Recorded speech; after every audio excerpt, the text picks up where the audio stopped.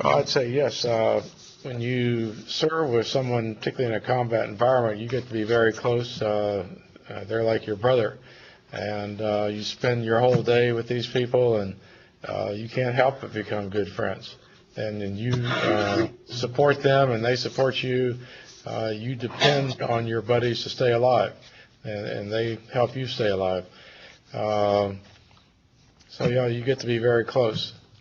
I was an advisor of a Vietnamese regiment, so a lot of the people were, being Vietnamese, they weren't they weren't American, so when they got hurt or injured, I felt very sorry for them, and we were on part of the same team, but it wasn't the same as having an American get wounded or die. I went to the United States Military Academy at West Point, and there were 18 of my classmates died while they were serving in Vietnam. So, and I'm sorry that they passed away, and I'm very proud of their service to the country. But we all, when we graduated from the academy, we all knew what the dangers were ahead of us, and not everybody was going to make it.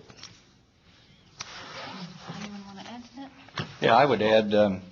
I was only in Vietnam a short time, about 2 months before I was injured, and the injuries were such that I was sent home. In that 2 months, I didn't really make what you would call close friends. These were fellow Marines. We were there doing a job, and our friendships were just beginning by the time I was injured and removed from the scene. In fact, I've not been in touch with anybody since the war. That was in 1966. And the only person that I can think of that was a friend who died in the war was a young man that I went to college with before I served in the military. He was killed in Vietnam about 5 months before I got into the country. So he was a good friend, and I lost him to the war.